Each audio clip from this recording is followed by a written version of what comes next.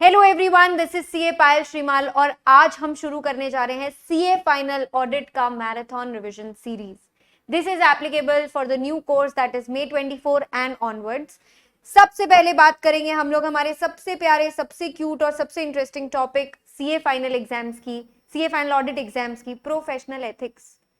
देखिए, professional ethics बहुत ही scoring है, बट एग्जाम टाइम पे इसे क्रिस्प करके फटाफट हम लोग अभी रिवाइज कर लेते हैं। इसके अंदर में एक होता है आपका code of ethics, CA act along with schedules and then guidelines. हमने इस रिवीजन को 3 पार्ट में डिवाइड कर दिया है। एक आज का, अभी का रिवीजन जो आप देख रहे हो, इसमें हम पूरा कवर करने वाले हैं सीए एक्ट, उसके प्रोविजंस और इंट्रोडक्शन। इसके अलावा जो अगला पार्ट होगा इसका, उसमें हम कवर करेंगे most important exam point of view से स्केड्यूल्स जो होते हैं, आपके 2 स्केड्यूल होते हैं, उनको हम कवर करेंगे। और तीसरे पार्ट में हम कवर करेंगे guidelines and self regulatory measures. आइए शुरू करते हैं। भैया, कोई भी चार्टर्ड अकाउंटेंट ऑडिटर को जिंदगी में सबसे ज्यादा जरूरी है एथिक्स, क्योंकि आपको एक इंडिपेंडेंट ऑडिटर बनना है। तो 5 फंडामेंटल प्रिंसिपल्स जो इंस्टीट्यूट कहती है हर एक सीए इन प्रैक्टिस, हर एक सीए इन सर्विस को फॉलो करना चाहिए, वो क्या है? सबसे पहले इंटेग्रिटी, ऑनेस्ट रहो, ट्रूथफुल रहो। दूसरा ऑब्जेक्टिव, आपको कॉन्फ्लिक्ट ऑफ इंटरेस्ट नहीं आने देना है अपना बीच में, आपको किसी का अनड्यू इन्फ्लुएंस, किसी की बातों में नहीं आना है। आपको जो काम करना है वो कॉम्पिटेंट रह के करना है, ड्यू डिलिजेंस को ध्यान में रखते हुए करना है। जो काम करेंगे प्रोफेशनली करेंगे, प्रोफेशनल बिहेवियर में रह के करेंगे। ऐसा कोई काम नहीं करेंगे जिससे इंस्टीट्यूट की बदनामी हो, ऐसा कोई काम नहीं करेंगे जहां हम खुद की बड़ाई कर रहे हो, ऐसा कोई काम नहीं करेंगे जिससे कोई प्रकार का मिसकंडक्ट या गलत बिहेवियर हो जाए। हम कानूनों का भी पालन करेंगे। Most most most cute clause is confidentiality clause. जो पता है चुप रहो, कुछ किसी को बताओ मत। जब तक कि कानून खुद ना बोल दे बताने के लिए, आपको अपने क्लाइंट के बारे में या अपने एम्प्लॉयर के बारे में किसी को कुछ बताना है नहीं। तो ये 5 प्रोविजंस के बारे में बात कर लेते हैं। सबसे पहले इंटेग्रिटी, स्ट्रेट फॉरवर्ड ऑनेस्ट रहना है, फेयर ट्रूथफुल रहना है। किसी भी ऐसी रिपोर्ट के साथ खुद का नाम न जुड़ने दे जो आपको पता है मिसलीडिंग बातें कर रही है, नेग्लिजेंटली दी गई है, या उसमें कुछ बहुत इंपॉर्टेंट इन्फो ओमिटेड है। जिसका इंफॉर्मेशन मिसलीडिंग है, जिसका इंफॉर्मेशन नेग्लिजेंटली दिया गया है, या उसमें कुछ ओमिट है, ऐसे में आप या तो खुद को उस रिपोर्ट से कर लें डिसएसोसिएट, या फिर अगर आपको उस पर कमेंट देना ही पड़ रहा है तो रिपोर्ट हटा दें, मॉडिफाई कर दें। अगला पॉइंट आता है ऑब्जेक्टिविटी। ऑब्जेक्टिविटी कहता है कि आपको अपनी जजमेंट के साथ कोई कॉम्प्रोमाइज नहीं करना है, बायस नहीं रहना है, कॉन्फ्लिक्ट ऑफ इंटरेस्ट नहीं आने देना है, अनड्यू इन्फ्लुएंस, किसी की बातों में हम नहीं आएंगे boss. Professional competence and due care के अंदर में हमें अपनी स्किल, देखो हम नॉलेज और स्किल पाते तो हैं जब हम ये कोर्स करते हैं, बट धीरे धीरे धीरे धीरे with time that information loses it's relevance. तो खुद को करंट एंड अपडेटेड रखना है बॉस। जैसे न्यू कोर्स आया है, नया सिलेबस है, तो नई बातें भी पता होनी जरूरी है। वैसे ही चार्टर्ड अकाउंटेंट्स को भी खुद को अपडेटेड रहना पड़ता है। कंटिन्यूइंग प्रोफेशनल डेवलपमेंट, ट्रेनिंग वगैरह सब रखना होता है। खुद को हमेशा डिलीजेंटली एक्ट करना होता है और प्रोफेशनल और टेक्निकल स्टैंडर्ड से खुद को अपडेटेड करते रहना है। ये सब उसको पता होना चाहिए। 4th नंबर कॉन्फिडेंशियलिटी, गलती से मिस्टेक में भी वो बातें किसी को नहीं बतानी है। आप अगर सीए इन प्रैक्टिस है तो अपनी फर्म में रखना वो बात, और अगर आप किसी के यहाँ नौकरी करते हैं, एम्प्लॉई हैं, तो एम्प्लॉइंग ऑर्गेनाइजेशन के अंदर रखना बात। आपको किसी प्रोस्पेक्टिव क्लाइंट जब तक बना नहीं है, फ्यूचर में बनेगा, उसकी बातें भी किसी को नहीं बतानी है। वो इंफॉर्मेशन आपको प्रोफेशनल रिलेशनशिप में मिली हो या एम्प्लॉयमेंट के दौरान मिली हो, आपको वो बातें जीवन के साथ भी, जीवन के बाद भी किसी को नहीं बतानी। मतलब जब तक कि आप उस फर्म में, जब तक कि वो आपका क्लाइंट है, जब तक कि वो आपका बॉस है, तब तो आपको ये बातें बतानी नहीं है। उसके बाद भी आपको ये बातें बाहर जाके किसी को नहीं बतानी है। बिना अथॉरिटी के आप ये बात किसी को नहीं बताएंगे, अनलेस एंड अनटिल कानून कह रहा है बताओ। देखो, कोड ऑफ एथिक्स कहता है मत बताओ, कानून कहता है बताओ। सुने तो किसकी सुने, हम लोग क्या करें? तो उस केस में हमें डिसाइड करना है भैया कि कानून सबसे बड़ा होता है, ना बाप बड़ा ना भैया, सबसे बड़ा रूल्स एंड रेगुलेशन, सबसे बड़े लीगल लॉज, सबसे बड़े लॉ यानी कानून। कानून बोल रहा है बताना है, मतलब बताना है। पर्सनल एडवांटेज के लिए नहीं बताएंगे, और रिलेशन एंड हो गया उसके बाद भी हम नहीं बताएंगे। कौन कौन से सर्कमस्टांसेस में डिस्क्लोजर परमिटेड है, अभी मैंने आपको कह दिया। अगर कानून ने कह दिया तो भाई सब लोग हो जाएंगे चुप, क्योंकि कानून कह रहा है बताना है, मतलब बताने का। It is permitted by law. देखो, रिक्वायर्ड नहीं है, रिक्वायर्ड है तो बताना ही पड़ेगा। यहाँ पे तो बोला है परमिटेड है, पर परमिटेड होने से क्या होता है? कौन, कानून ने आपको कहा थोड़ी है कि आप बता दो। कानून ने कहा है बताओगे तो मुझे प्रॉब्लम नहीं है, तो आपको पूछना पड़ेगा अपने क्लाइंट से, बता दूं? अगर क्लाइंट की इंफॉर्मेशन है और क्लाइंट आपको बताने बोल रहा है भैया मियाँ बीवी राजी तो क्या करेगा आईसीआई, उसको कोई दिक्कत नहीं है। प्रोफेशनल ड्यूटी टू डिस्क्लोज है, अगर आपको बताना ही पड़ेगा। ये किन केसेस की बात करें, पीयर रिव्यू, क्वालिटी रिव्यू, यहां पर तो आपको देने ही पड़ेंगे अपनी बुक्स।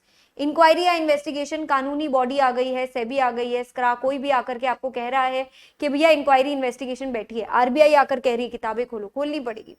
लीगल प्रोसीडिंग्स, कोर्ट में केस चल गया आपके खिलाफ, आपको बातें बोलनी पड़ेगी, आपको गीता की कसम खाके बातें बतानी पड़ेगी। या फिर आपको प्रोफेशनल, एथिकल, टेक्निकल रिक्वायरमेंट्स के साथ अगर कंप्लाई करने के लिए बतानी पड़ी कोई बात, तो भैया हम लोग तो अपना ड्यूटी कर रहे हैं, कोई दिक्कत नहीं, हम डिस्क्लोज कर देंगे।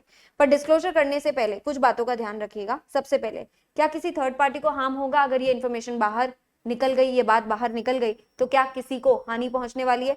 क्या सारी इन्फो पता है हमें, या हम आधी अधूरी डेंजरस बातें बाहर लीक करने जा रहे हैं? क्या हमारे पास इस इंफॉर्मेशन का सबूत है? क्या मैं जो कहने वाली हूं मेरे पास उसका एविडेंस है? क्या टाइप की कम्युनिकेशन में करने वाली हूं और किसको बताने वाली हूं मैं? क्या जिसको मैं बताने वाली हूं वो आदमी सही आदमी है इस बात को जानने के लिए? Is that person appropriate recipient of this information? क्या वो उसका मिसयूज नहीं करेगा? देन आता है प्रोफेशनल बिहेवियर। प्रोफेशनल बिहेवियर का मतलब होता है कानून शानून मानो, ऐसा कुछ हरकत मत करो जिससे प्रोफेशन की बदनामी हो, कोई ऐसी एक्टिविटी में मत जाओ जिससे इंटेग्रिटी, ऑब्जेक्टिविटी, रेप्यूटेशन कुछ भी हार्म हो, कोई ऐसा प्रमोशन भी मत करो जिससे इंस्टीट्यूट की बदनामी हो। देखिए, आप ईस्ट और west, this CA is the best, ऐसी कुछ गलत हरकतें आपको नहीं करनी है। प्रोफेशनली खुद का काम करना है, आपका काम ही बोलेगा आपके भी आप पे। प्रोफेशनली अदर मिसकंडक्ट जो हम इस चैप्टर में पढ़ने वाले हैं वो कुछ भी नहीं करना है आपको। बढ़ाई चढ़ाई नहीं करनी है अपनी, किसी और के साथ कंपेयर नहीं करना है खुद को। हम लोग कोई सामान नहीं बेच रहे कि मेरा सामान इसके सामान से अच्छा है। हम सब चार्टर्ड अकाउंटेंट्स हैं, हम सब ने एक ही इंस्टीट्यूट से डिग्री पाई है। हम कौन होते हैं ये फैसला करने वाले कि जी हम ही बेस्ट है, मैं तो अपनी फेवरेट ही हूँ? ये अपने को करना ही नहीं है। यहाँ पे अपने को कोई एडवर्टाइजमेंट गाइडलाइंस भी वायलेट नहीं करनी है। आईसीआई बोलता है अगर तुम करोगे भी ना ऐसी छपरी सी बातें तो मैं तो किसी की रिस्पॉन्सिबिलिटी भी नहीं लेता हूँ। तो ये हो गए आपके बेसिक 5 फंडामेंटल प्रिंसिपल्स।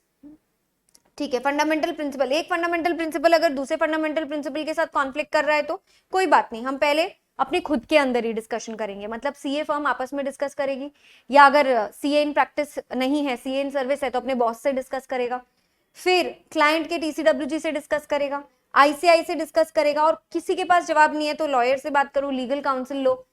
इसके बावजूद तुम ही रिस्पॉन्सिबल हो। It does not relieve you of your responsibility. अगर कुछ समझ नहीं आए तो वो क्लाइंट को छोड़ दो, क्योंकि बहुत सारे प्रोफेशनल कॉन्फ्लिक्ट्स आ रहे हैं। That's it. इसके साथ हमारे 5 फंडामेंटल प्रिंसिपल्स हो गए। Moving on to a very important topic in exam, which is threat and safeguards. Threat हमारे पास जिंदगी में 5 होते हैं और उसको लगाने के लिए सेफगार्ड्स है हमारे पास में कुछ। तो थ्रेट और सेफगार्ड दोनों हम याद करेंगे क्योंकि दोनों एग्जाम में पूछे जाने लायक क्वेश्चन है। आइए, आपको कभी भी कोई ऑडिट एक्सेप्ट करते वक्त या कोई और एंगेजमेंट एक्सेप्ट करते वक्त सबसे पहले ये देखना होता है कि क्या आपके ऊपर कोई थ्रेट मंडरा रहा है। अगर थ्रेट मंडरा रहा है तो ये कैसा थ्रेट है। देखिए, ऑडिट करने वक्त हमें इंडिपेंडेंट होना है, हमें अश्योरेंस देनी है। अगर मुझे ऐसा लग रहा है कि मैं इंडिपेंडेंट रह ही नहीं पाऊंगी, या मैं किसी को रिपोर्ट जो देने वाली हूँ वो मैं ढंग से दे ही नहीं पाऊंगी, तो उस केस में मुझे थ्रेट आइडेंटिफाई हो गया। थ्रेट कैसे आइडेंटिफाई होता है? एक थर्ड पार्टी टेस्ट करनी होती है हमें। थर्ड पार्टी को लग रहा है क्या कि तुम्हारे ऊपर कोई थ्रेट है, तो मतलब है। आपको उस थ्रेट को एड्रेस करना पड़ेगा। एड्रेस करने का मतलब है या तो वो थ्रेट हटा दो या तो वो थ्रेट कम कर दो, एक्सेप्टेबल लेवल पर उसको ले आओ। क्या होते हैं थ्रेट्स और कैसे लगाते हैं उस पर सेफगार्ड्स, आइए एक डिस्कशन कर लेते हैं। 5 प्रकार के थ्रेट होते हैं।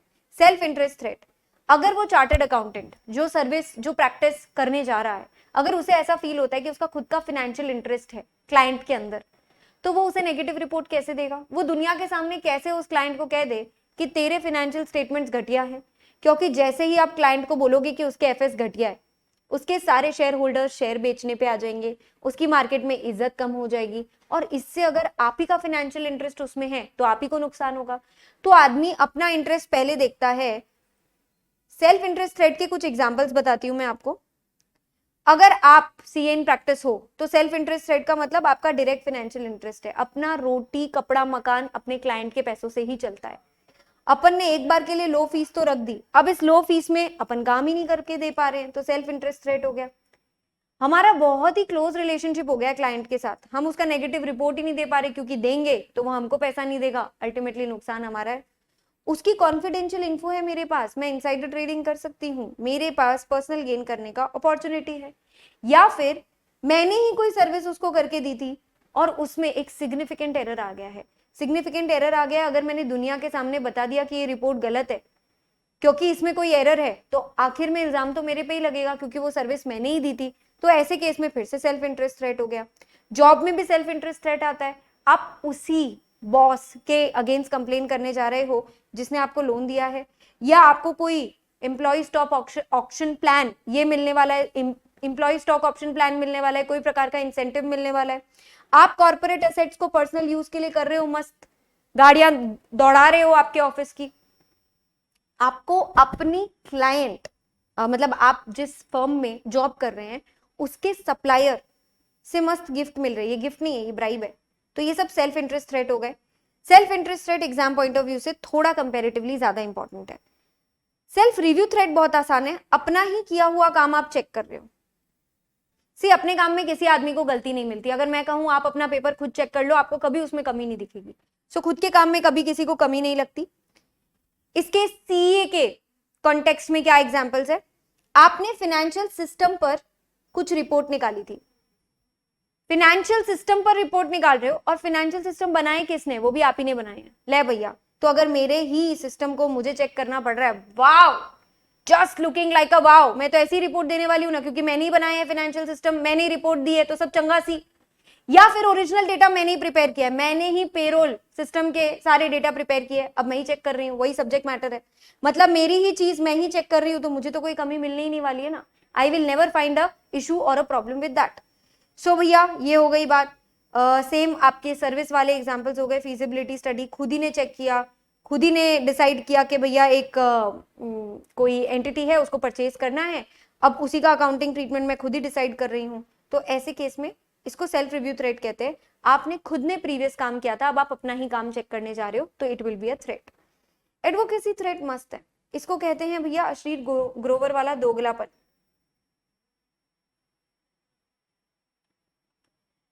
ये कैसा दोगलापन है भाई? मतलब एक तरफ तो आप क्लाइंट की पोजीशन को प्रमोट कर रहे हो और एक तरफ आप क्लाइंट की बुराई करने के लिए नेगेटिव रिपोर्ट भी देना चाहते हो। लोग कहेंगे तू है कौन, तेरा इरादा क्या है और तेरा विचार क्या है।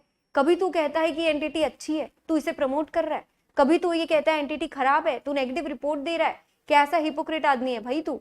तो सीए हिपोक्रेट नहीं बनना चाहता। एक तरफ तो मैं उसकी ऑडिटर बन गई, मतलब मैं उसके एफएस में कमी ढूंढ के दुनिया को बताना चाहती हूँ। दूसरी तरफ मैं खुद ही चिल्ला रही हूँ, ले लो शेयर्स ले लो, ये कंपनी के शेयर्स ले लो, बढ़िया कंपनी है, दो का चार। अरे क्या तरीका हुआ ये? आप ही उसके शेयर प्रमोट कर रहे हो, तो अब आप क्या नेगेटिव रिपोर्ट दोगे? कभी नहीं दोगे, वरना आपके शेयर बिकेंगे नहीं। सिमिलरली आप उस एंटिटी के लिए लॉयर बन गए हो और लिटिगेशन में उसके फेवर में लड़ रहे हो। एक तरफ उसके फेवर में लड़ रहे हो और एक तरफ कह रहे हो कि भैया ये कंपनी की नेगेटिव रिपोर्ट है, तो आप ऐसी हरकत नहीं कर पाओगे।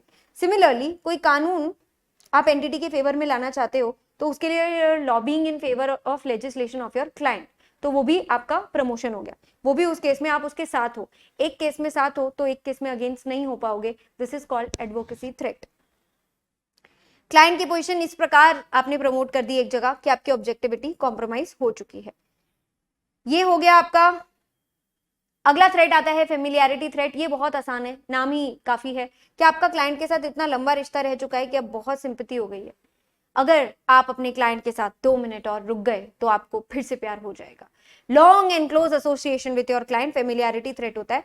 यानी जैसे एक तरफ मेरी टीम यानी जो सीए इन प्रैक्टिस है वो, और एक तरफ आपकी कंपनी है, कंपनी जिसका आप ऑडिट कर रहे हो, दोनों में रिश्तेदारी है।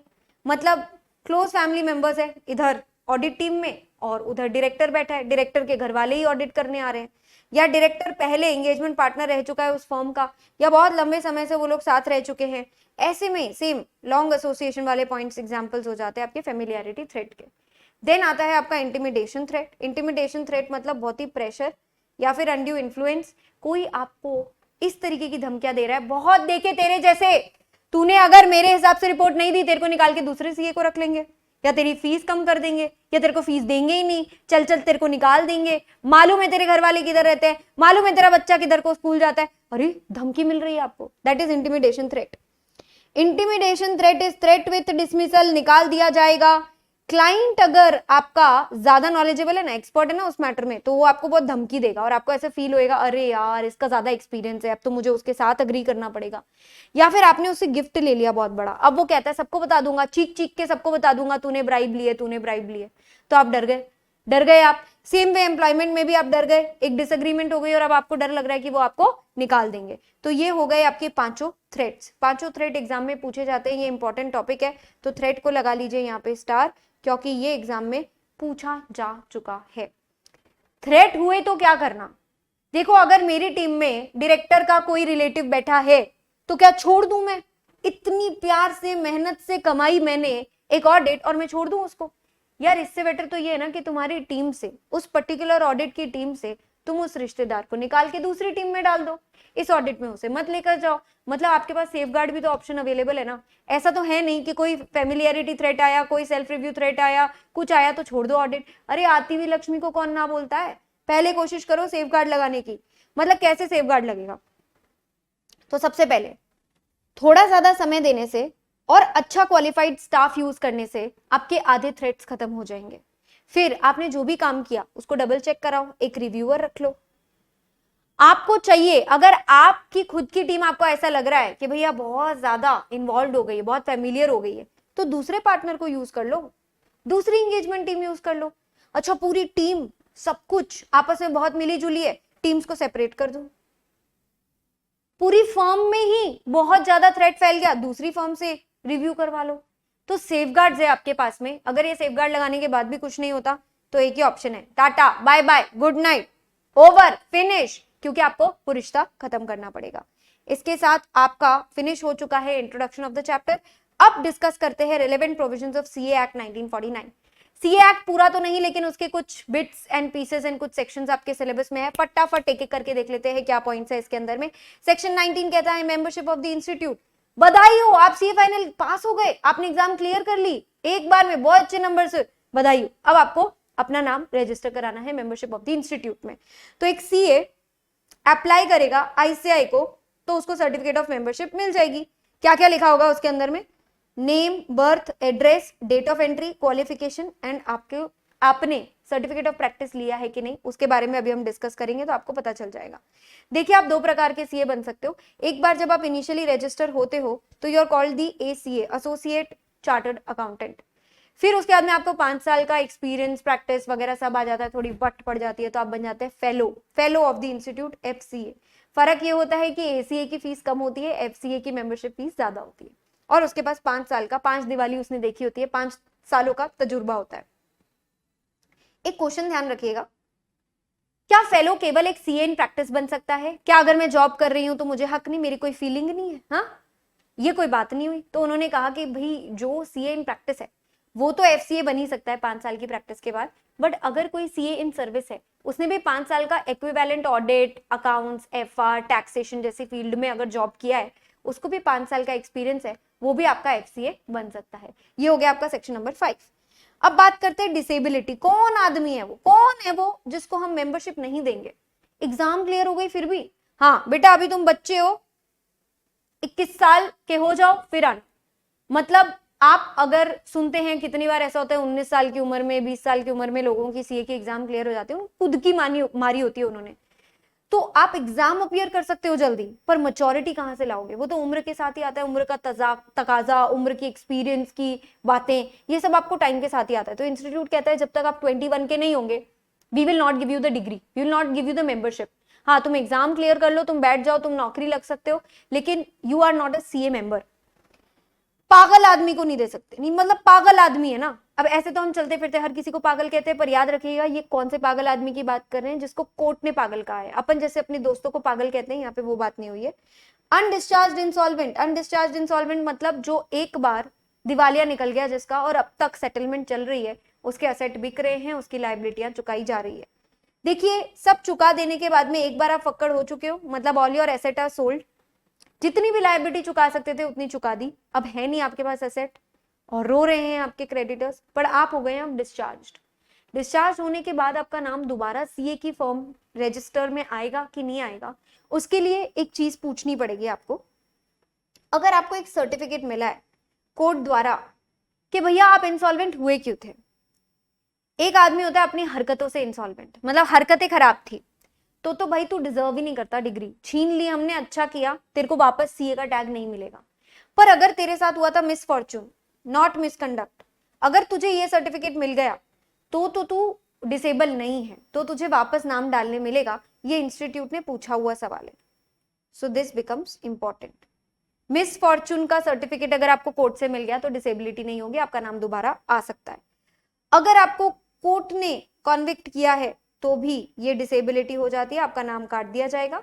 मॉरल टर्पिट्यूड यानी ऐसा दिल दहला देने वाला आपने कुछ काम किया है, हाँ, इसमें भी अगर आपको सेंट्रल गवर्नमेंट पार्डन दे दे, माफ कर दे, तो भैया सरकार ने माफ कर दिया, मोदी जी ने माफ कर दिया, आप क्यों फिर ग्रज होल्ड करके बैठे हो। आईसीआई आप भी दे दो इसको वापस डिग्री। अगर आपने मेंबरशिप से अपना नाम निकलवाया है, क्यों, क्योंकि आपको नाम निकाल दिया गया है क्योंकि आपने किया है कोई मिसकंडक्ट, भैया guilty of misconduct, misconduct he misconduct है। इस पूरे चैप्टर में हम बहुत सारे पढ़ने वाले हैं, हमारे जो स्केड्यूल्स के बारे में हम रिवीजन लेने वाले हैं, उसमें आपको बैक टू बैक में सारे मिसकंडक्ट बताने वाली हूँ।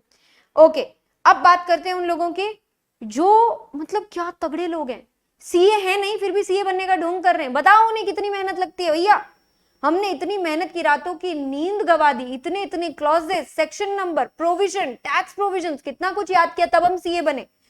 तू बाइला, तू सीए है ही नहीं फिर भी तू सीए बनने का नाटक कर रहा है, या फिर तू सीए है पर तूने सर्टिफिकेट ऑफ प्रैक्टिस न लेकर प्रैक्टिस कर रहा है, तू मतलब ऑफिस खोल ली, ऑडिट शॉडिट कर रहा है ना। भैया अगर तुम पकड़े गए ना तो इंस्टीट्यूट तुम पर पूरे 1000 की पेनल्टी लगाएगी। ले भैया ये तो फुस हो गया, फिर अगली बार पकड़े गए तो 5000 की पेनल्टी या 6 महीने की जेल भी हो सकती है। ठीक ही है, क्या कर सकते हैं। तो सेक्शन 24 फॉल्स क्लेम, अगर आप सीए नहीं हो और सीए बनने का ढोंग करते हो तो। सेक्शन 20 नाम रिमूवल, मतलब नाम डलने के बाद कब नाम रिमूव हो जाएगा, जब नाम डले थे तब सेक्शन 8 की डिसेबिलिटी नहीं थी, बाद में आ गई, मतलब बाद में पागल हुए या बाद में मिसफॉर्चून हुआ। ऑब्वियसली बाद में तो 21 साल से कम के नहीं होंगे आप, बट जो प्रोविजंस लग सकते हैं वो, ऐसी कोई डिसेबिलिटी अट्रैक्ट हो गई, या फिर अब आप रहे ही नहीं, डेड आदमी, आपने खुद ने कहा यार मेरे से हर साल फीस नहीं भरी जाती है, मेरे को नहीं रहना मेंबर, नाम काटो, तो आप अपनी रिक्वेस्ट से अपना नाम हटा सकते हो, या फिर फीस मत भरो, अपने आप ही आपका नाम कट हो जाएगा। लेकिन फीस अगर आप दोबारा पे कर देते हैं तो आपको दोबारा आपका नाम डालने मिल जाएगा। अब इसमें एक बहुत important MCQ point of view से पॉइंट आता है कि नाम कब से री एंटर होगा। देखो मैंने जिस साल फीस पे नहीं की, अगर मैंने सेम ईयर में ही दोबारा फीस पे कर दी, तो जिस दिन मेरा नाम कटा था ना उस दिन से ही एंट्री हो जाएगी, मान लिया जाएगा जैसे नाम कभी कटा ही नहीं था।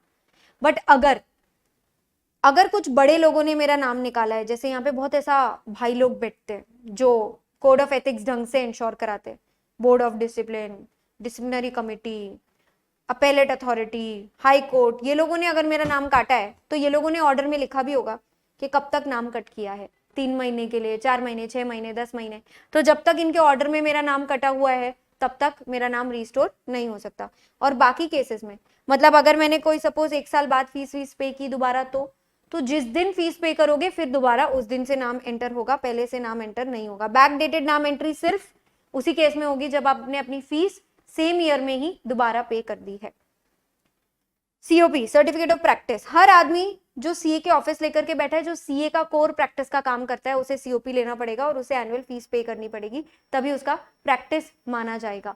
एक बार आप सीए बन गए और आपने सीओपी ले ली और आप प्रैक्टिस करने लग गए, तो इनकम टैक्स ट्रिब्यूनल के सामने आप केवल in the capacity of CA जा सकते हो। ये एग्जाम में पूछा हुआ क्वेश्चन है। अगर आप सीए की कैपेसिटी के अलावा चले गए तो वो मिसकंडक्ट माना जाएगा। अगर आपका नाम कटा हुआ है कोई रीजन से तो मत जाओ उनके सामने, आप ये नहीं बोल सकते कि अभी तो मैं सीए नहीं हूं ना, तो मैं कोई और कैपेसिटी में चले जाता हूं, आप जा ही नहीं सकते। आपने सीए की डिग्री ली क्यों, आप सीए बने क्यों, अब बन गए हो ना, तो आप सिर्फ सीए की कैपेसिटी में आईटीएटी के सामने जा सकते हो। अब बात करते हैं सर्टिफिकेट ऑफ प्रैक्टिस कब कैंसिल होती है। देखो नाम कैंसिल होना और प्रैक्टिस कैंसिल होना दो अलग चीज है। नाम कैंसिल हो गया तो आप मेंबर भी नहीं हो, पर प्रैक्टिस कैंसिल हुई है तो अभी तक आप सीए तो हो ही, मेंबर तो हो ही, बस आप अपना ऑफिस चला के उसके अंदर में वो ऑडिटिंग प्रैक्टिस वगैरह नहीं कर पाओगे। तो वो कब होगा, देखो अगर नाम ही नहीं रहा तो प्रैक्टिस कैसे कर पाओगे, नाम ही रिमूव हो गया तो फिर सीओपी का भी कोई काम नहीं है। या गलत इंफॉर्मेशन देकर के सीओपी ली थी तो, या अब आप प्रैक्टिस नहीं करते हो, अब आप एक नॉर्मल सीए बन चुके हो, मसाला सीए नहीं रहे हो, यू सीज टू प्रैक्टिस, तो फिर सरेंडर कर दो सीओपी। या फिर आपने फीस पे नहीं की, कुल मिला के सारा झोल भैया फीस का है, समझ लो। फीस जब पे कर दोगे तब सीओपी वापस रिस्टोर हो जाएगी। सेक्रेटरी को सरेंडर कर देना आप, अगर आपने फीस नहीं पे किया है तो अपना सीओपी, इन सभी केसेस में आपको सेक्रेटरी को सीओपी सरेंडर करना पड़ेगा। अभी तक हम लोगों ने जो प्रोविजंस कर लिए हैं, इसमें से एग्जाम लायक क्या क्या था, एक थ्रेट्स, दूसरा इसके एग्जाम्पल्स थ्रेट्स वाले, तीसरा सेफगार्ड्स बहुत इंपॉर्टेंट था, उसको मैंने स्टार नहीं लगाया, आप लगा लेंगे। देन उसके अलावा हमने एक प्रोविजन किया डिसेबिलिटी का, डिस्चार्ज इंसॉल्वेंट वाला पॉइंट अब तक पूछा हुआ है। फिर एक पॉइंट हमने किया सीओपी में आईटीएटी के सामने जो हम अपीयर करते हैं वो वाला क्लॉज। That's it. अभी तक जो हमने पढ़ा उसमें से एग्जाम लायक इतने ही प्रोविजंस थे, पर अब जो बचे हुए प्रोविजंस है, बहुत ही कम प्रोविजंस हमारे बचे हैं, बट जो अभी हम तुरंत पढ़ने वाले हैं ये भी इंपॉर्टेंट है, इसका सिर्फ एक पार्ट इंपॉर्टेंट है। वैसे तो ये बहुत बड़ा प्रोविजन है। क्या प्रोविजन है, किन मेंबर्स को मान लिया जाएगा कि वो प्रैक्टिस में है। ले भैया जो ऑफिस लेके बैठे हैं और ऑडिट करते हैं, नहीं नहीं, ऑडिट अकेला प्रोविजन नहीं है जो सीए इन प्रैक्टिस करता है। इन लोगों ने ये कहा कि अगर आप नीचे दी गई इस पूरे चार्ट में से कोई भी सर्विस करोगे ना तो इंस्टीट्यूट मान लेगी कि आप प्रैक्टिसिंग सीए हो। जैसे कि अगर आप अकाउंटेंसी, ऑडिट, वेरिफिकेशन, सर्टिफिकेशन, या खुद को पब्लिक अकाउंटेंट कह रहे हो, या कोई अकाउंटिंग प्रोसीजर में किसी की हेल्प कर रहे हो, या फिर भैया मोस्ट इंपॉर्टेंट पार्ट, आप तो management consultancy and other services भी दे सकते हो। एक बहुत लंबी सी लिस्ट इंस्टीट्यूट ने रिलीज करी है जिसमें बहुत सारी सर्विसेज लाइक कॉस्ट ऑप्टिमाइजेशन, आप डेट रिकवरी, आप इंसॉल्वेंसी प्रोफेशनल, आप रजिस्टर्ड वैल्यूअर, जो भी एफएम, कॉस्ट, टैक्सेशन रिलेटेड सारे प्रोविजंस है, सब कुछ एक सीए कर सकता है और उसे मैनेजमेंट कंसल्टेंसी सर्विसेज बोलते हैं। मैनेजमेंट कंसल्टेंसी सर्विस इकलौती ऐसी सीए इन प्रैक्टिस की सर्विसेज है जो देने के लिए वो कंपनी तक बना सकता है, वरना एक सीए को कंपनी बनाना अलाउड नहीं है। वो ज्यादा से ज्यादा सिंगल प्रैक्टिस, पार्टनरशिप या एलएलपी बना के काम कर सकता था, लेकिन आईसीआई ने अलाउ किया है सिर्फ ये पर्टिकुलर सर्विसेज के लिए वो कंपनी भी बना सकता है। क्या क्या सर्विसेज आती है इसमें, देखिए बहुत लंबी लिस्ट है, 30-32 चीजें हैं उसके अंदर में, पर एग्जाम पॉइंट ऑफ व्यू से क्या काम का है वो मैंने यहाँ नोट कर दिया है, तो इतना ही याद कर लोगे। प्रोफेशनल पर्सनल रिक्रूटमेंट, यानी किसी और के यहाँ पे एचआर का काम कर रहे हो, हाँ कर सकता है एक सीए के, हाँ भाई तुम्हारे जो जॉब पोजीशंस है उसमें लायक लोगों को लाके मैं फिट करूंगा, तो ये काम सीए कर सकता है। वेज इंसेंटिव प्लान सेटअप करना, किसको कितनी पगार देनी है, किसका प्रमोशन, किसका डिमोशन, रजिस्टर्ड वैल्यूअर या इंसॉल्वेंसी प्रोफेशनल का काम करना, किसी की वैल्यूएशन करके देना, या कोई कंपनी बंद हो रही है तो उसके एसेट बिकवाने का काम करना, ये सब सीए कर सकता है। सिर्फ एक मोस्ट इंपॉर्टेंट चीज याद रखने की जो है कि सीए क्या नहीं कर सकता, इज सीए पब नहीं जा सकता। पोर्टफोलियो मैनेजमेंट, अंडरराइटिंग या ब्रोकिंग, ये 3 सर्विसेज कभी नहीं करके दे सकता सीए किसी को। हाँ, तुम एडवाइजर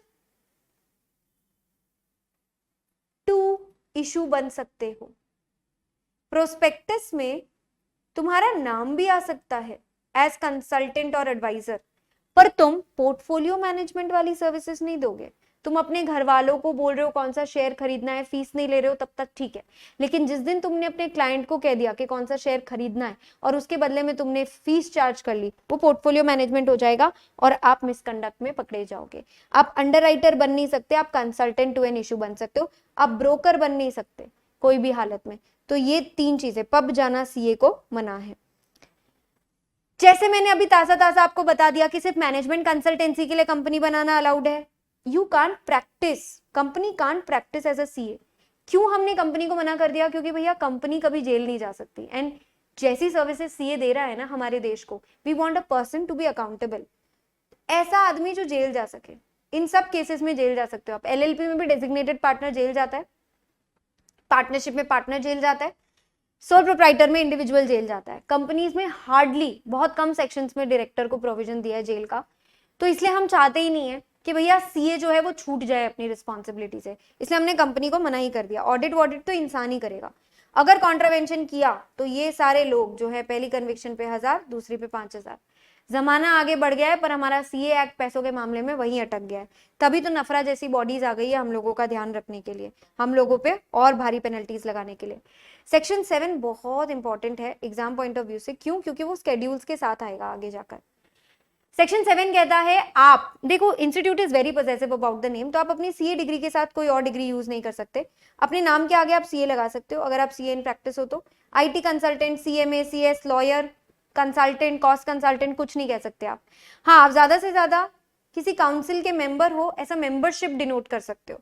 एसीएमए, एफसीएमए अपने नाम के आगे लगाना, किसी फॉरेन इंस्टीट्यूट की मेंबरशिप बताना जिसके साथ हमारा मेमोरेंडम ऑफ अग्रीमेंट या कोई अंडरटेकिंग ऐसा कुछ साइन हुआ है, लाइक अपना इंग्लैंड एंड वेल्स वाली इंस्टीट्यूट या साउथ अफ्रीकन इंस्टीट्यूट के साथ में अरेंजमेंट है, तो उनकी डिग्रीज आप यूज कर सकते हो। हाँ, आप ये लिख सकते हो एडवाइजर और कंसल्टेंट टू एन इशू, ये नाम आपका प्रोस्पेक्टस में भी आ सकता है, पर आप डायरेक्टर हैं ऐसा बताना अलाउड नहीं है, पॉलिटिकल पार्टी के मेंबर है, क्लब में कोई पोजीशन है, रोटरी क्लब या लायंस क्लब में कुछ प्रेसिडेंट वगैरह हो, अपने घर पे ही रहो। सीए के नाम के साथ यूज नहीं करना है, सीपीए यूज नहीं करना है। देखो, अगर आप प्रैक्टिसिंग हो ना तो आप ये सब यूज ही नहीं कर सकते, आप सीए यूज कर सकते हो। और अगर आप प्रैक्टिस नहीं करते हो तो अगर सीए यूज किया तो कुछ और मत यूज करना, और अगर सीए नहीं यूज कर रहे हो तो कुछ भी यूज कर सकते हो, क्योंकि फिर आप कमिट नहीं कर रहे हो ना इंस्टीट्यूट को कि हम आप ही की डिग्री यूज कर रहे हैं। ये तो क्या है, रोजी रोटी सीए की डिग्री से खा रहे हैं। तो इनको इंस्टीट्यूट ने कहा तुम लॉयल रहो, इनको कहा कि भैया अगर तुम सीए की डिग्री यूज नहीं कर रहे हो तो फिर तुम्हें जहां जाना है तुम जाओ, तुम तो आजाद परिंदे हो। अब आ जाते हैं सेक्शन 27। सेक्शन 27 वैसे बहुत इंटरेस्टिंग सेक्शन है, पर इसका इतना इंपॉर्टेंट और डिटेल्ड पार्ट में से भी सबसे ज्यादा क्वेश्चन इतने छोटे से पार्ट में से आता है। मतलब ज्यादा इंपॉर्टेंट पार्ट तो ये हो गया आपका। बताती हूँ क्या प्रोविजन है।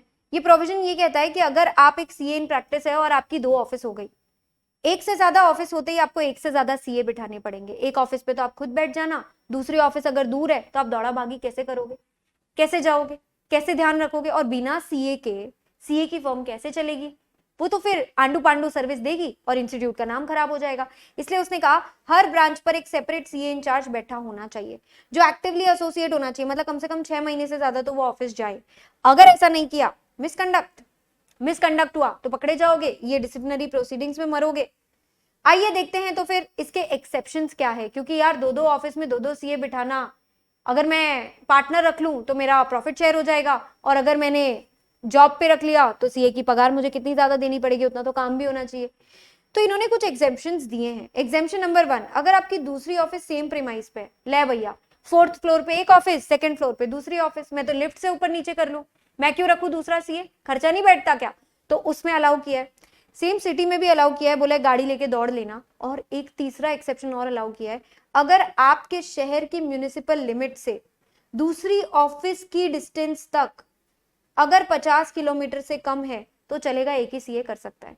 इसमें ध्यान रखने वाली बात यह है कि this area from your first office to the municipal limits of the city, ये नहीं इंक्लूड होता है। इसके आगे का एरिया दूसरे ऑफिस तक, वो एरिया जो दूसरे ऑफिस का है वहां से लेकर 2nd ऑफिस तक का एरिया ही काउंट करना है। मतलब यहां से लेकर के यहां तक का पूरा एरिया काउंट होगा, ये 50 किलोमीटर से कम होना चाहिए तो चलेगा। दूसरा एक्सेप्शन भी बड़ा मस्त है पहाड़ी लोगों के लिए, नॉर्थ के लोगों का ख्याल रखते हुए इंस्टीट्यूट ने कहा ठंडी बहुत पड़ती है भैया, लास्ट के 3 महीने ठिठुर जाता है आदमी। तो इन्होंने कहा है कि अगर सपोज ठंडी का बहुत मौसम चल रहा है हिली एरियाज में, तो आप एक टेम्पररी ऑफिस नीचे भी बना सकते हो, पर वो 3 महीना या उससे कम होना चाहिए। ये नेम बोर्ड बाकी टाइम पे मत लगा के रखना, मतलब नीचे जो ऑफिस पड़ी है उसमें एक नेम बोर्ड अलग लगा रखा है, ऊपर जो ऑफिस पहाड़ों में है उसमें अलग बोर्ड है, मत, वो नहीं चलेगा। एंड प्लीज अपने लेटर हेड्स और विजिटिंग कार्ड्स पे कभी ये नीचे वाला एड्रेस नहीं डालोगे आप, ये तो टेम्पररी जुगाड़ है। हाँ, विंटर आने से पहले आईसीआई को बताओगे ओपनिंग के बारे में, और बंद करने के टाइम पे फिर बताओगे रजिस्टर्ड पोस्ट से कि बंद कर दिया। ओपन करोगे तब बताओगे, बंद करोगे तब बताओगे। हाँ, मेन ऑफिस तब क्लोज होना जरूरी नहीं है, उसे ओपन रख सकते हो आप। अब इस पूरे प्रोविजन को पढ़ लेने के बाद सेक्शन 27 से एग्जाम में जो क्वेश्चन बनता है वो मोस्ट इंपॉर्टेंट बनता है इस बात से कि क्या आदमी अपने घर पे अपनी ऑफिस का नाम जो भी है वो लगा सकता है कि नहीं। मतलब नेम बोर्ड इंडिविजुअल मेंबर का लगा सकते हो, मैं मेरा नाम लगा सकती हूँ सीए पायल श्रीमाल, पर क्या मैं मेरे घर पे पायल श्रीमाल एंड एसोसिएट्स जो भी मेरी सीए प्रैक्टिस की फर्म है उसका नाम लगा सकती हूँ? नहीं लगा सकती, ये मिसकंडक्ट माना जाएगा।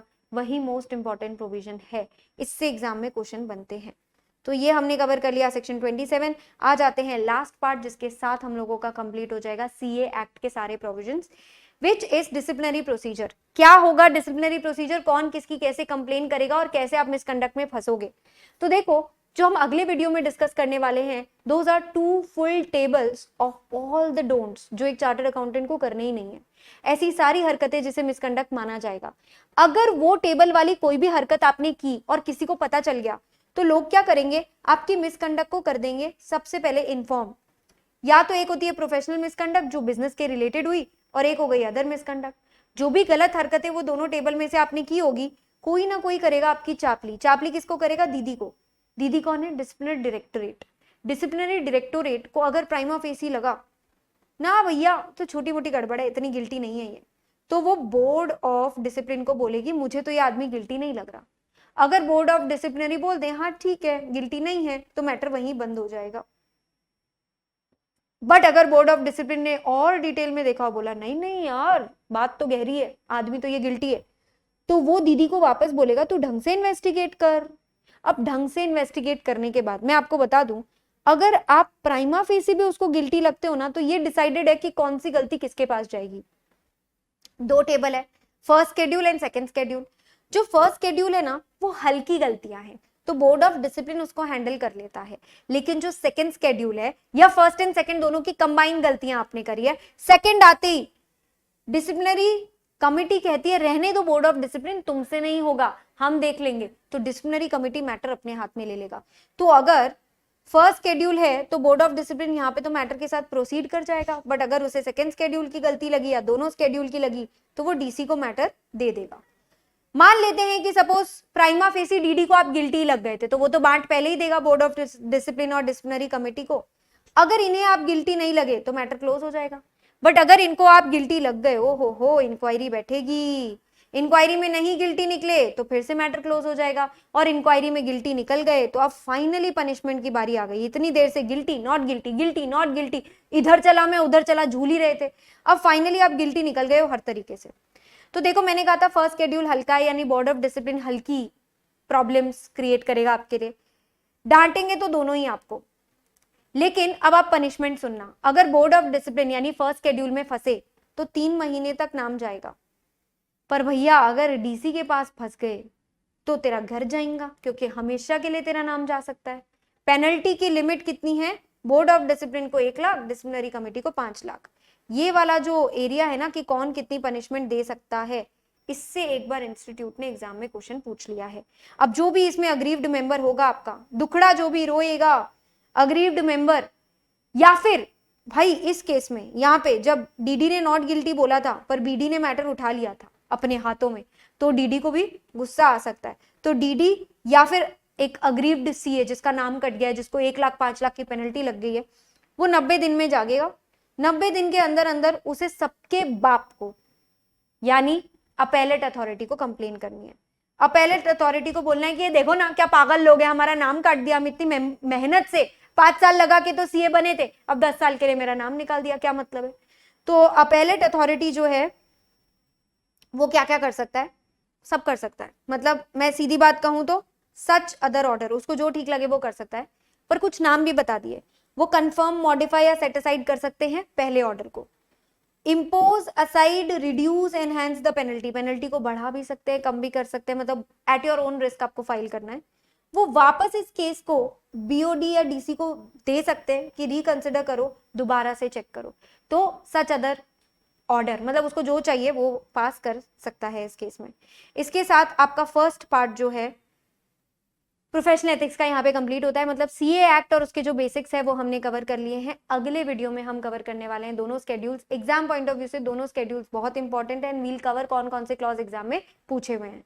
ठीक है, इसके साथ ऑल द बेस्ट, आगे बढ़ते हैं और इस रिविजन को हम कंटिन्यू करते रहेंगे। If you like the video please comment on it and let other students also have the benefit of the same. Thank you.